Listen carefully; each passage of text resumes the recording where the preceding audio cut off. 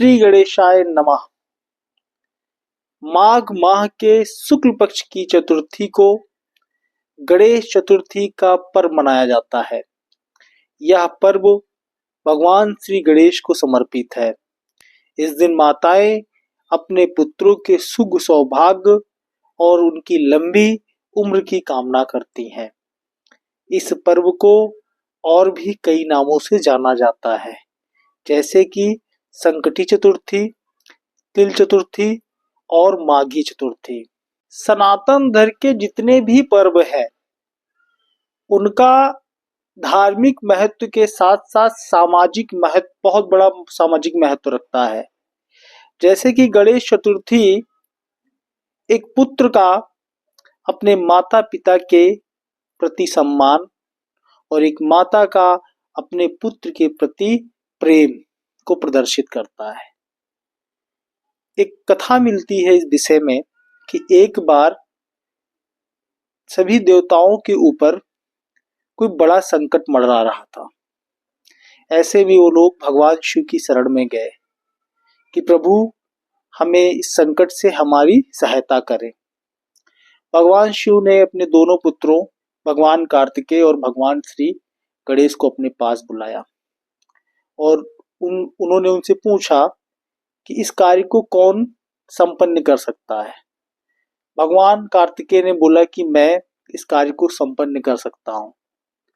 भगवान शिव ने सोचा कितनी बड़ी जिम्मेदारी देने से पहले क्यों ना इनकी परीक्षा ले लिया जाए। भगवान शिव ने उन दोनों लोगों को आदेश दिया कि आप पूरे ब्रह्मांड का चक्कर लगाएं और जो पूरे ब्रह्मांड का चक्कर सबसे पहले लगाकर मेरे पास आ जाएगा, उसी को ही सर्वश्रेष्ठ समझा जाएगा और उसी को ही इस कार्य की जिम्मेदारी दी जाएगी। भगवान कार्तिकेय अपने वाहन पर विराजमान होकर ब्रह्मांड का चक्कर लगाने के लिए निकल पड़े। भगवान श्री गणेश जी ने अपने माता पिता के 7 चक्कर लगाने लगे और 7 चक्कर लगाने के बाद उन्होंने भगवान शिव को बोला कि पिताश्री हमारी ब्रह्मांड की सैर पूरी हो गई। शिव जी ने कहा वो कैसे? तो उन्होंने बोला एक माता पिता ब्रह्मांड से भी बड़ा होता है और हमने तो एक नहीं 7 चक्कर कंप्लीट कर लिए पूरे ब्रह्मांड के। भगवान शिव प्रसन्न हुए और उन्होंने ही भगवान श्री गणेश को सर्वश्रेष्ठ देव के रूप में सर्वश्रेष्ठ देव की उपाधि दी। तो इस कथा से एक धार्मिक महत्व तो है ही, लेकिन साथ में ये कथा अपने माता पिता के प्रति एक बड़े सम्मान को दर्शाती है।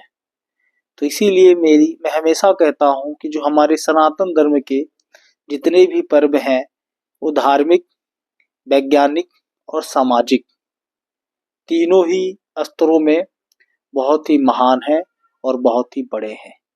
जय श्री गणेश।